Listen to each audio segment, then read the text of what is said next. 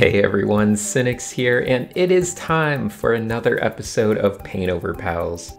This is of course my Paintover series where I try to improve some of my Patreon supporters' art. As always, critiques are a vital part of the artistic journey, so I recommend you practice critiquing along at home. There are many different aspects of art to focus on, but I try to focus on whichever idea seems most relevant to me in each piece. I'll be limiting myself to keep each paintover under 1 hour and hoping I pick a good path in that time. But let's just get started. First up is this environment by Josephine Wolcke. The values and color range both look nice, so I think I might focus more on composition. When I squint my eyes, the focal points that my brain tends to pick up are these three here. Our triangle of focus certainly skews to the right side of the canvas, so it might be fine to simply crop the canvas to fit them better, but instead I'll try to address that in my paintover. The other thing that jumps out in my design brain is the consistency of some of the sizes of shapes in the tree roots around the door. I'm going to try to find a more organic hierarchy of shapes in that area.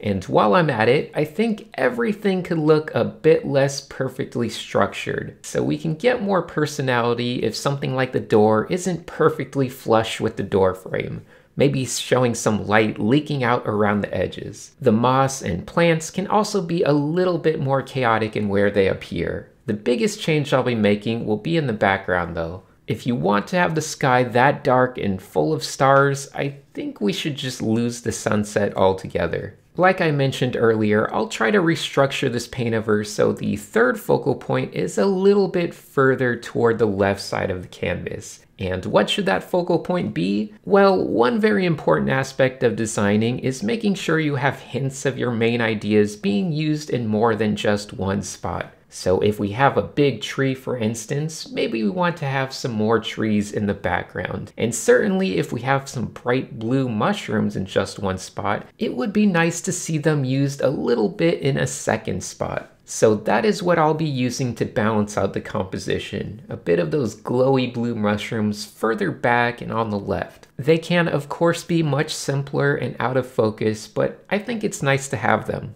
Lastly, I'll just keep going around and making things look a little bit less pristine. Those walkway stones were a bit too perfect, so adding a couple unrelated smaller stones in the area can make it feel more natural, and the same thing goes for the grass and the moss and the weeds and whatnot. The end result is certainly a heavy change, but I'm pretty happy with how that came out. It looks good. Next up, I have a character illustration by Paintover Pal regular Kela. The anatomy and rendering might still be a bit of a work in progress, but I will offer my opinion on where to take things. A lot of the muscles could definitely flow in and out of the anatomy just a bit more, so I think it will be easier for me to tackle that if I lower the skin contrast a bunch and then just build things back up. I also like to have a much more reddish undertone anytime I paint darker skin tones. So after adjusting everything, it was mostly a matter of making it feel like different forms were actually weaving into the surrounding forms. A little bit of a cool highlight, a little bit of deeper shadows, and some tiny punches of ambient occlusion in the crevices can really help a lot. I believe the surrounding graphic element is meant to be water, so in order to sell that, I'm going to crank it all the way up to a white foam mist on some of the edges. Choppy water can really refract a lot of light off all the little droplets and whatnot, so it should look good with that high contrast thrown in. Water can be a fun place to add some glow as well, so I'll be doing that. I'll also try to fix up those unfinished hands a bit without spending too much time, and then I'll spend some extra time on the face. It's not bad or anything, but I can probably throw in a little bit more subtle hue shifts and blending, while also exaggerating some of the planes a bit more. I'm pretty happy with that, and I can probably just leave things here, but I was curious to see how some rim light effects might look on this one.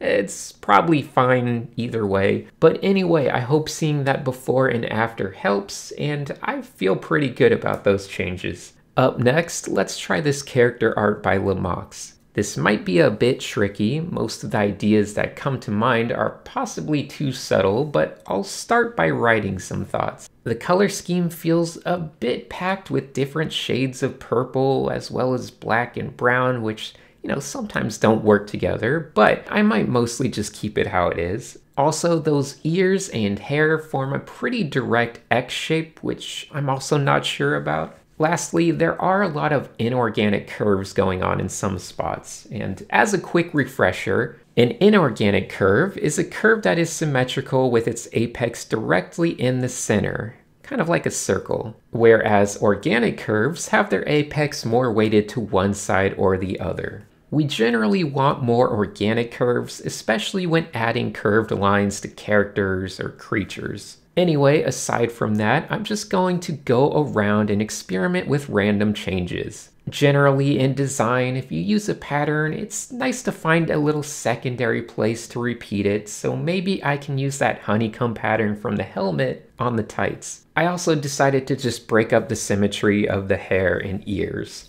I'm not wildly thrilled about any of my changes though, so at the very least, I can focus on the line drawing for a bit and maybe touch that up. The anatomy was getting a little too rigid in the hands and legs, so I think I can just redraw those in a slightly more dynamic way. Now, I didn't make my lines overly clean this time, but hopefully you can still get what I'm going for. After fiddling around with that second hand for a bit, I realized that the whole arm is just very awkwardly placed for a pose, so might as well just make it more fun and natural. Changing the pose of the arm actually helped it feel a lot more lively to me. Anyway, there are some minor adjustments to be made in the torso anatomy, but I think that's pretty much everything. I'm still not overly thrilled with my character design changes, but I like the illustration pose changes at least, so hopefully it helps regardless. Moving along to this painting by Laylie, I actually really like the aesthetic choices in this piece. The white silhouetted plant, the background, the gold thread, it all works out quite nicely. One anatomy issue did stick out though, and that was in the necks. The clavicles should link up with the sternocleidomastoids and form a more natural resolution to those shapes at the base of the neck. Aside from that, I think for my main focus on this paint over, I'm really just going to be working on making the dark skin tone look more natural. First off, it might have been my imagination, but the face was feeling slightly skewed, so I did liquefy it a bit. But onto the skin, as I mentioned earlier with dark skin tones, I really try to avoid having them be in the orangish hues, because that creates a slightly greenish undertone for me, so I like to go a lot more reddish with those undertones, and I think that helps a lot. The trickiest thing about dark skin tones for a lot of people is that you can't just paint them as a darker version of a light skin tone. Darker tones just interact with the light spectrum differently, and you really need to switch your mindset from thinking about shadows being used to define the form, to instead using highlights and bounced environmental lights to really define the form. So it might take a little bit of work, but it can really lead to some good results if you start to practice with that mindset. You can see how along the cheeks, forehead, and nose, I'm really letting the highlights define those forms. You also get to have the added fun of bringing some cool and warm lights into those reflections, depending on the surrounding light you want to imply. I applied that same idea to the lips and eyes, and I think it worked out really well. Other than that, I considered trying to lessen the even amount of detail in her hair braids, but it kind of works better than any quick paint over probably would. So after some other various finishing touches, I think I'm done with this one. The skin changes are pretty dramatic, but I'm really happy with how it came out, so it was fun.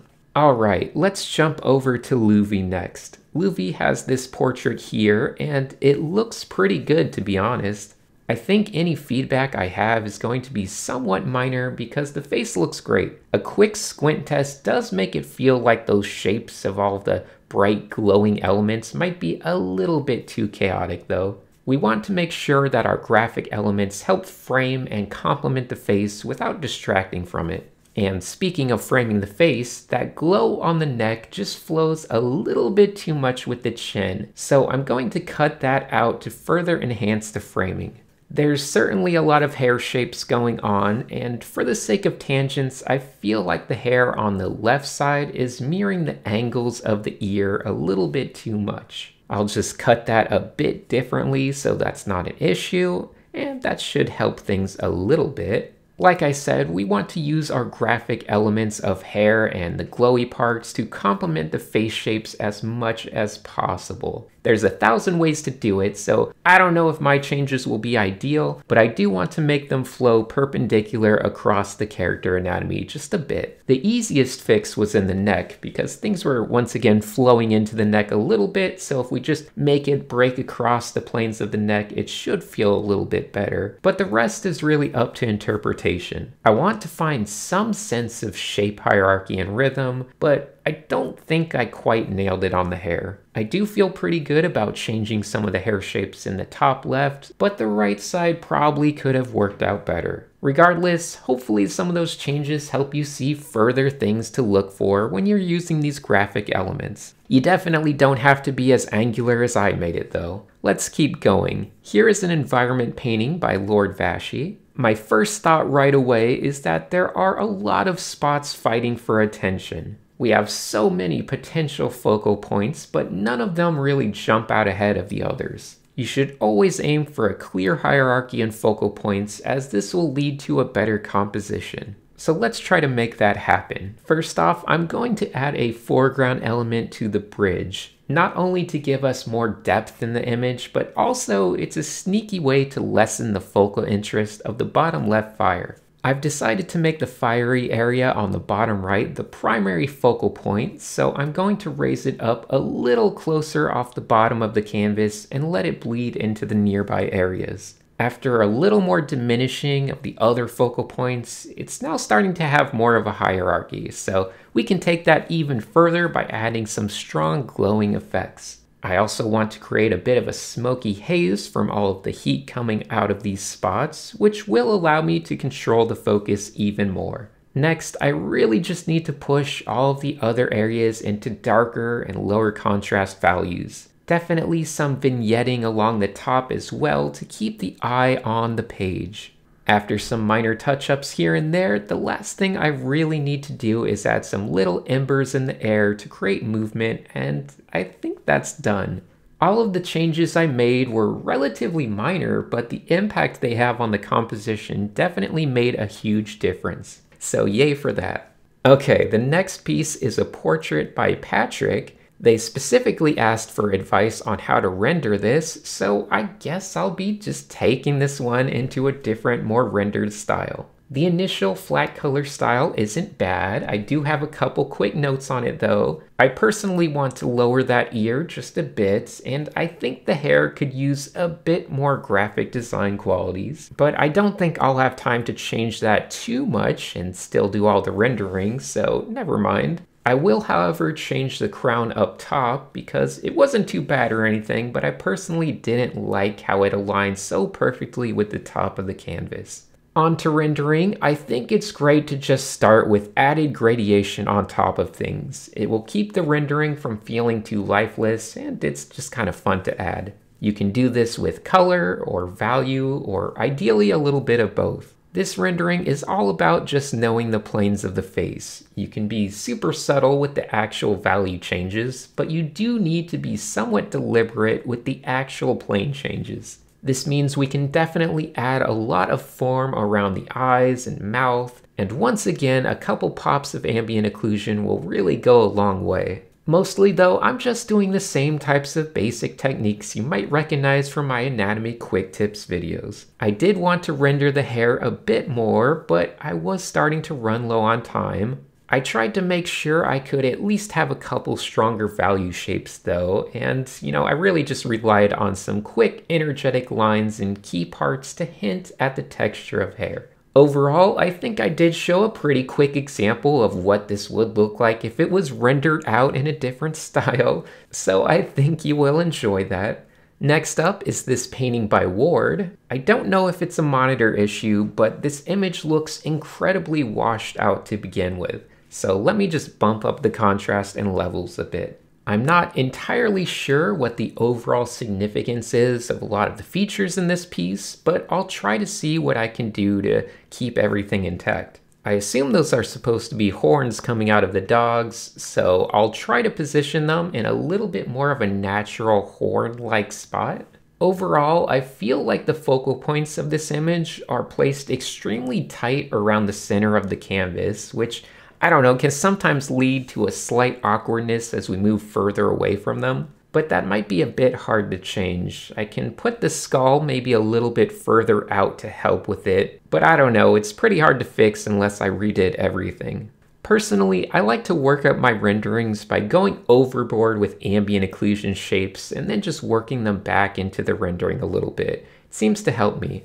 There was certainly more room to add texture in the grass, really getting into some tiny grass details on the breaks between light and shadow. But I think one thing I really want to at least mention is the importance of not getting into too many tiny and thin brush strokes in the background. I'll use this tree as an example. It looks a bit too busy with its brush economy, and I would really kind of prefer to just focus on simple light area and simple shadow area with a little bit of texture along the border. I find that usually works a lot better. There's probably room for a lot more changes like that all around the background, but time wasn't on my side.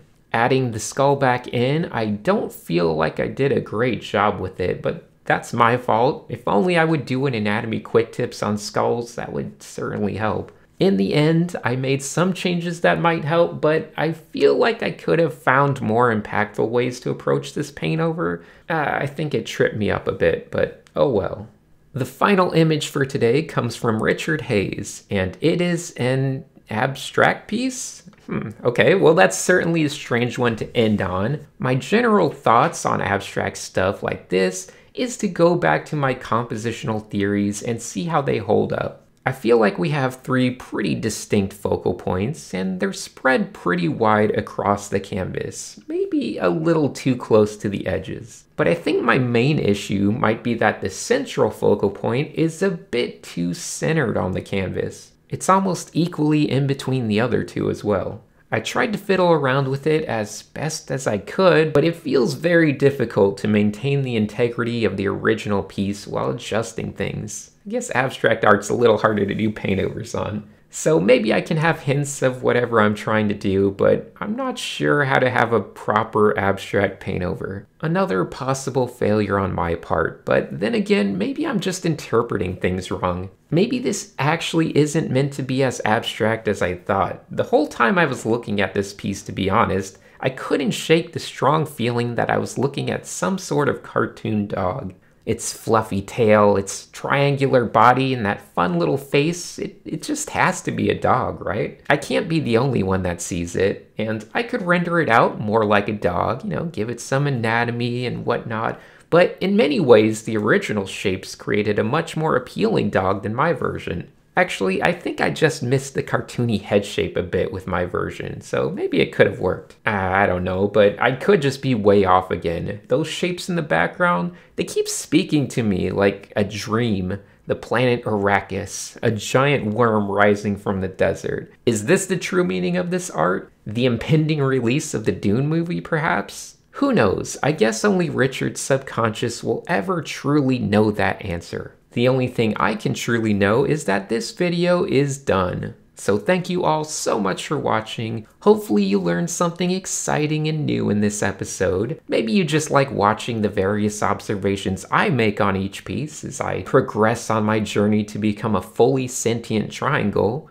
Regardless, I had fun and I appreciate you supporting this content. Speaking of support, of course I need to close things out with a big huge thank you to all of my Patreon supporters. You are all wonderful. See you everyone.